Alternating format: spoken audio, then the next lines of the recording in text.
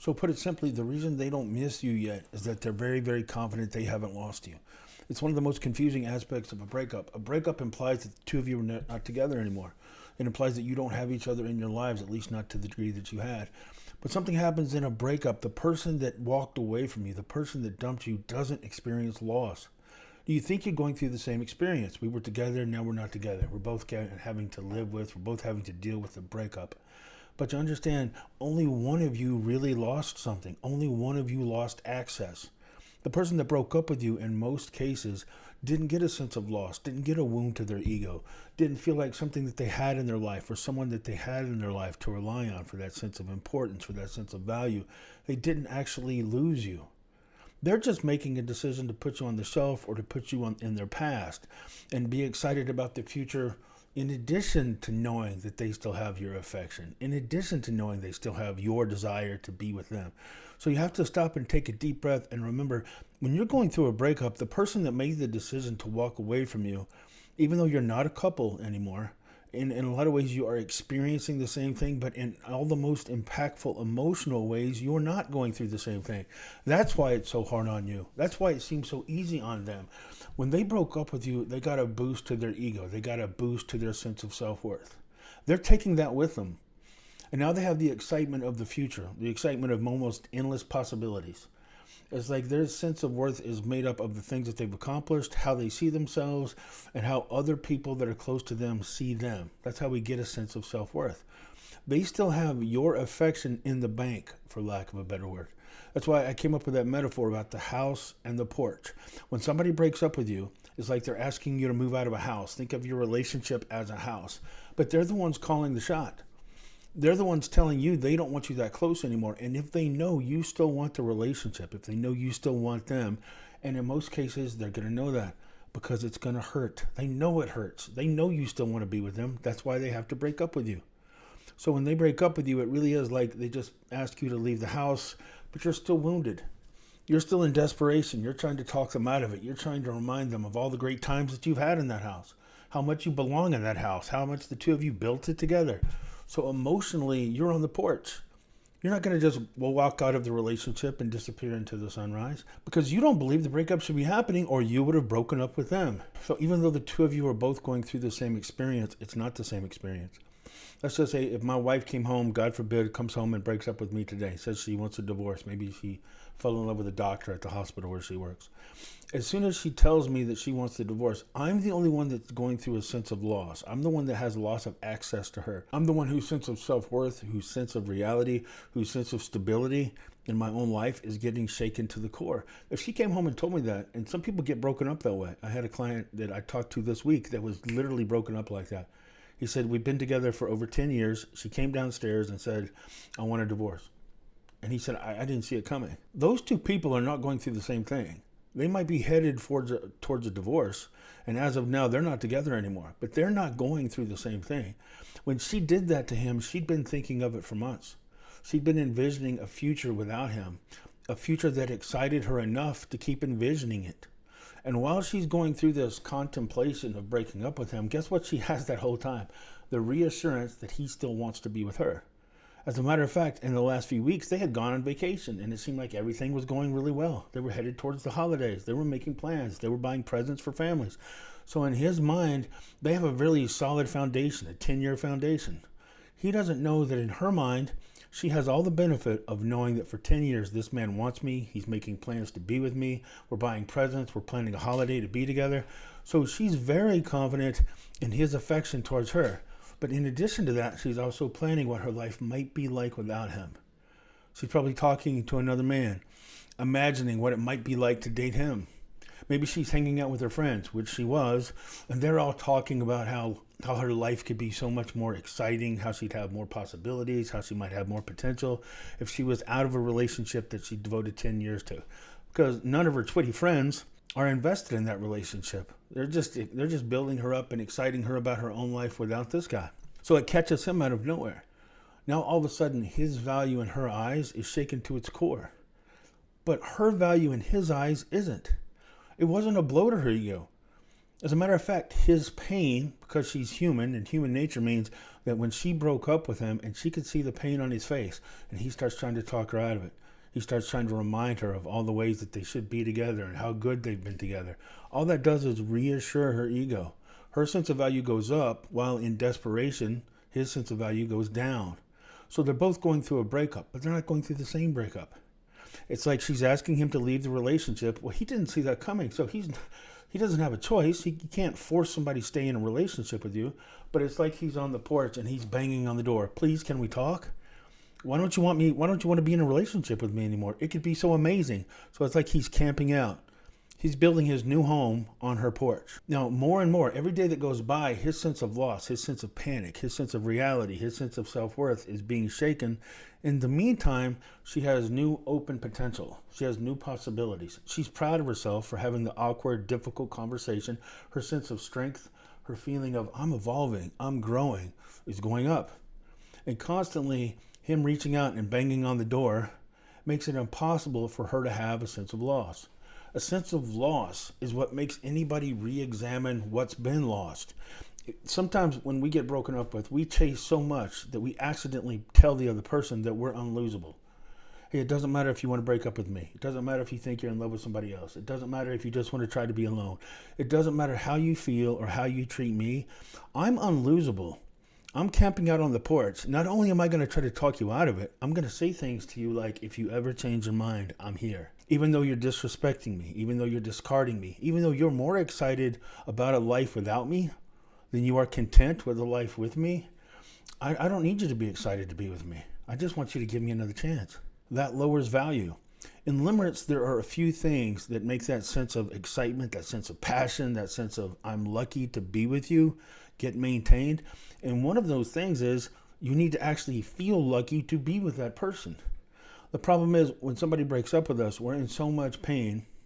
Our instinct in that crisis, in that panic mode, is to reclaim the thing that gives us a sense of peace. The problem is if you listen to your heart, if you listen to that voice in your ear telling you now is the key time to move, now is the universe's way of manifesting your destiny. So chasing and reclaiming that love, the more you act on that instinct, that fear and that panic, the more you actually drain attraction. So your highest, most overwhelming instinct is absolutely resulting in the worst result. Somebody can't feel lucky to be with you. They're not going to remember the passion. They're not going to remember that intensity. If after just treating you in a disrespectful or discarding way, you come back and say, I don't care, I want you anyway. Well, wow, that makes me feel really lucky to be able to take you back in my life. I just told you I'm more excited and more happy about the thought of my life without you than having you in my life. And your response is, I want you no matter what, I'll always be here, can't we please try again? That doesn't actually raise value in how they see you. It makes it impossible for them to feel lucky to be with a person who is eternally grateful that they were just given another chance. So you have to take a deep breath and not trust what your instincts are going to tell you in that moment. Like in this same call, I was talking to the client and I said, wow, how did you respond to that? I mean, and no judgment. When you get hit like with a wrecking ball out of nowhere, instinct and panic, it's like a survival instinct. If you woke up on fire, if you woke up in a burning building, if somebody kidnaps you and straps something to your back and it's like C4, you're in a panic mode. You're in diffusing the situation mode. Your brain comes alive. It becomes hyperactive. You start hyperanalyzing. Your panic goes through the roof and you fixate on that thing.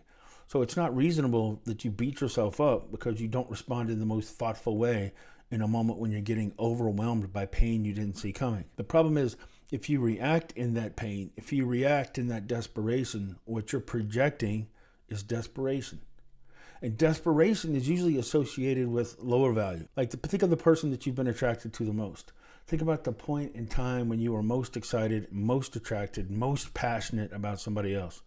Did they seem desperate to you? Did they seem like they were too weak, too uninteresting, too unconfident to live without you? The truth is, your pain is really strong evidence to you that the two of you belong together, but your pain is not evidence to the person that broke up with you that the two of you belong together. But you're going to be in hyper analysis, hyperactive, hyper proactive, hyper let's do something mode. But the more you give into that compulsion, the more you make it almost impossible to trigger the very instinct that leads to reattraction. The first step to trigger what leads to reattraction is a real sense of loss. The truth is, if they broke up with you, and especially if you didn't see it coming, you're probably surprised by how much pain you're in.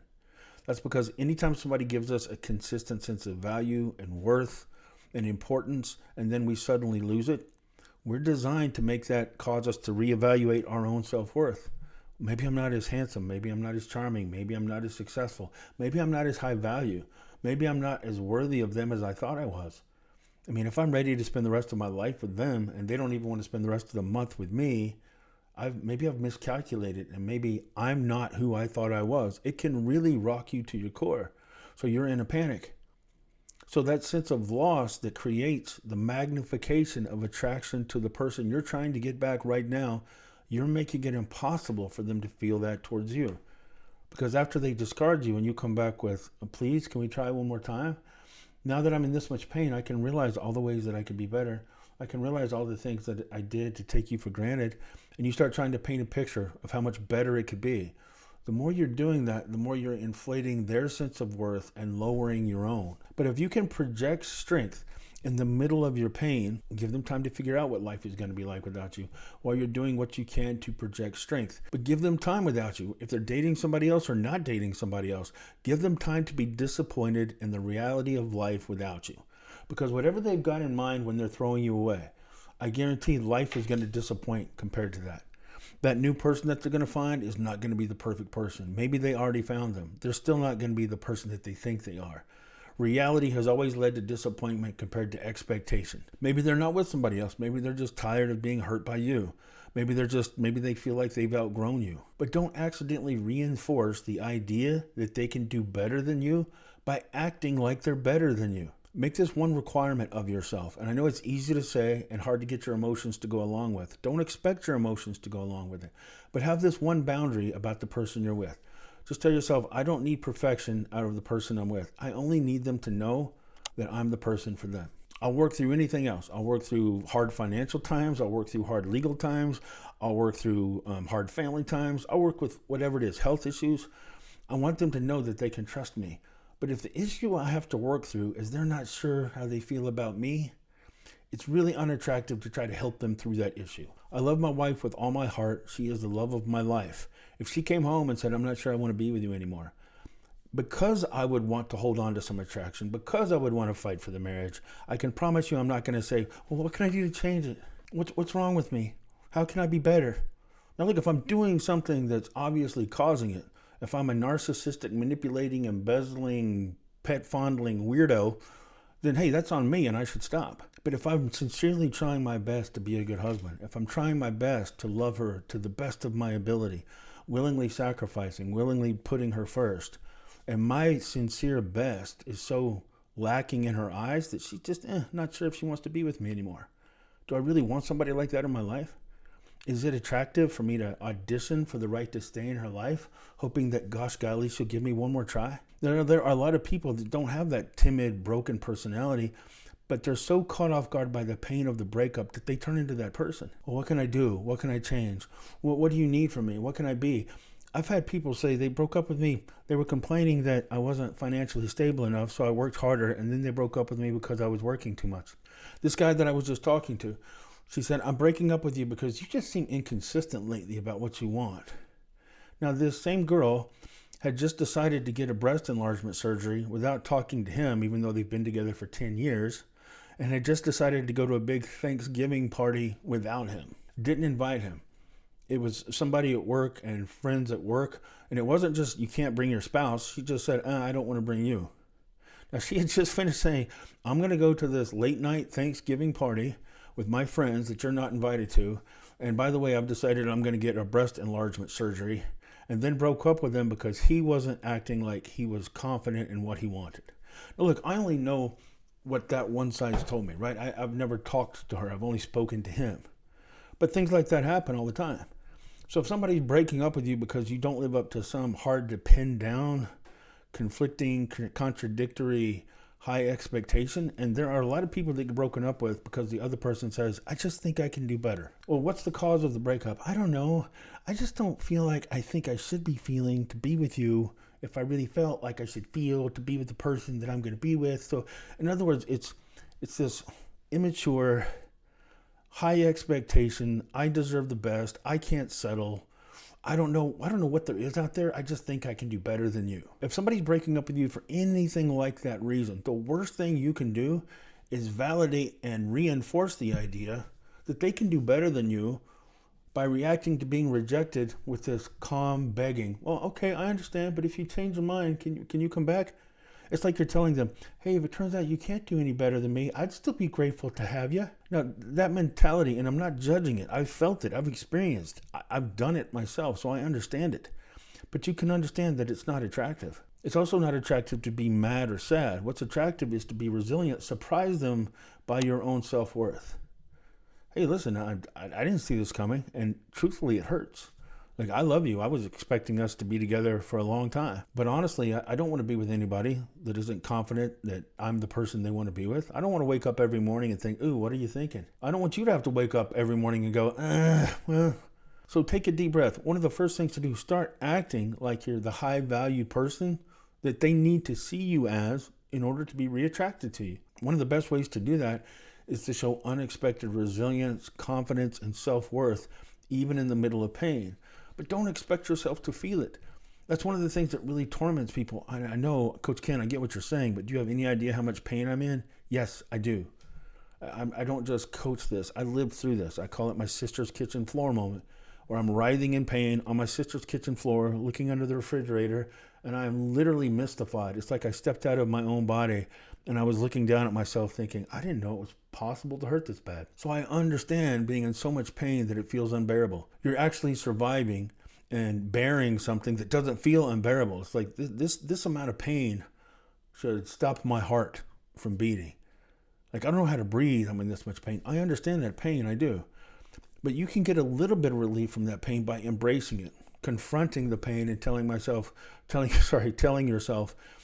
I don't care how much I hurt. I know it hurts so bad that it's hard to get a single thought in my head other than, I know it hurts so bad that I don't know how I'm going to wake up in the morning and live through another day like this. But I refuse to act in a way that reinforces the idea that I'd be so lucky to have them and they're so far above me that they can probably do better. If somebody discards me and I act like I don't know how to face tomorrow without them, I'm reinforcing to them that they just made the right decision. Because the truth is, when somebody loves us so much that they don't know how to take a breath or live or have an identity or have a sense of self-worth without having us in their life, that's not actually attractive. Human nature means we want to be a part of an exceptional life. We want to be a part of an exceptional journey. We want to go on, the old term used to be, we want to go on a grand adventure. If we're the point of everything, why do we need to be with you? So going back to my client, before he called me, he told her, I'm so sorry, you're right. I never should have got upset with you about going to a party without me. I never should have said anything if you wanted to have breast enlargement surgery without talking to me about it. I'm really sorry. Can you forgive me? And she said, I'm sorry, I just don't know how to get past that. You see, because he took that abuse, because he took that unfair judgment, and he took that devaluation of himself and came back and said, I'm sorry, will you give me another chance? It didn't increase her value towards him. It's like he just told her, hey, I know you think you can do better than me. I don't care. I know you can do better than me, and I'm convinced I could never do better than you.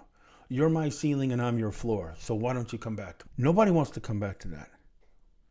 But if he can take a deep breath in spite of his pain and recognize he's being treated in a way that he could never and should never tolerate by somebody who claims to care about him, and conduct himself like he has more value than that, then maybe she'll remember that he has more value than that. So don't ever take pain as a way to try to prove love or to try to soothe fear of abandonment. The more you tolerate disrespectful, unreasonable behavior, the more you prove to them you are never worthy of their attraction or respect in the first place. It's just easy to give in to that. Again, it's not a judgment. I've done it myself.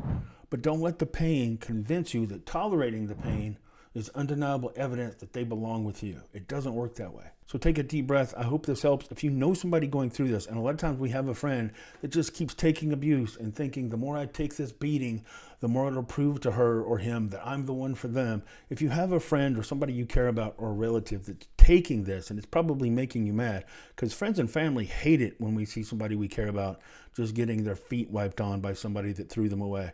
Send them the video. If I can help, give me a call. You can find me at realcoachken.com. Details matter, so I really like to hear the details of your situation. But I'll be back again soon. So thanks a lot.